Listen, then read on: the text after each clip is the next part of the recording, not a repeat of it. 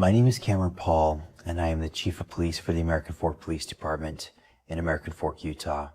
Well, the recently released unredacted video of the interactions with my officers and Joshua Johnson apparently has caused quite an uproar across the internet.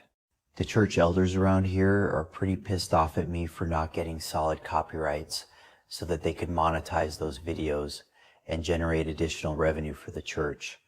I'm pretty sure I'm going to be whipped in public with wet noodles, or at least placed in the town square stocks for a week's display to show my overall lack of leadership in this entire fiasco. I'm certainly glad that I have this podium in front of me because I gotta tell you, I'm pissing my pants here about all of this shit. And getting my magic underwear soiled is not what I want to do. As you can see from my general demeanor, I am not a well man. I am weak and frail and survive mainly because of the false narrative I try to put out there by being a police chief. But in reality, I'm just a big scared little boy crying out for help from his mommy. But my mommy abandoned me as a child in the parking lot of a local Goodwill drop box, and I was scooped up by some traveling agriculture workers from south of the border. So my mama was actually a mamacita, but that is altogether a story for another day. Today what I want to talk about is the possible litigation facing not only me but also the numerous officers here at American Fork that have conducted themselves in a manner that is wholly and completely inappropriate. When they had the opportunity to assist an American citizen in need of assistance processing legal paperwork, they chose to clamor to the defense of a fellow church member and block them from being able to serve the papers for his lawsuit. I do realize that there have been local business owners that have gone on the local news saying that we here at the American Fork Police Department have helped them is serving papers for lawsuits. But it must be understood here that the person in question here is an outsider from California of all places, and he must be treated with disdain and disrespect.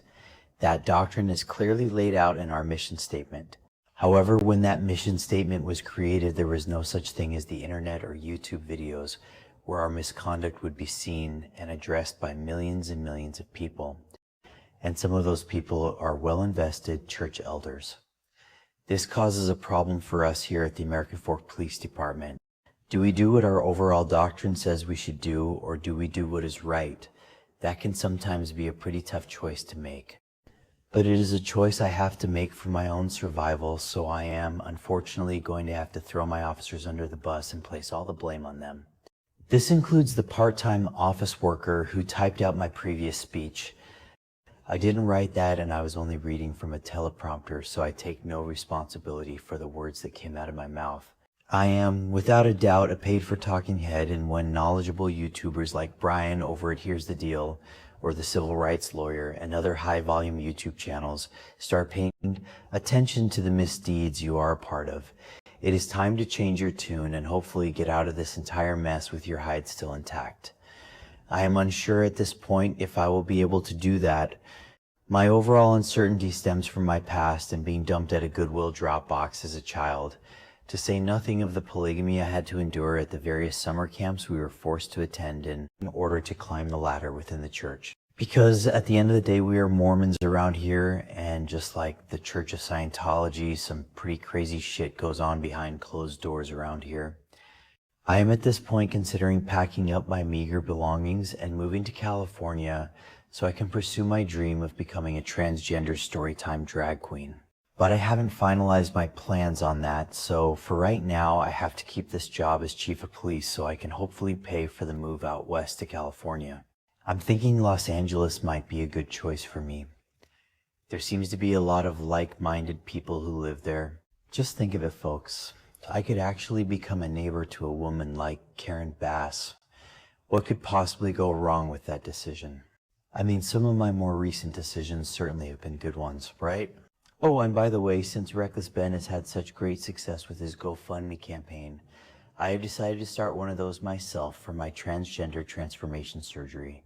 I may or may not use the money for that purpose, but I think a bunch of extra dough lying around might come in handy in case I have to pull a Baltimore Colts move and disappear in the middle of the night.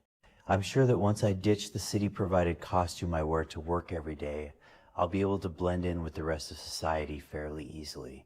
I mean, let's face it, I am a rather unremarkable looking man, wouldn't you say?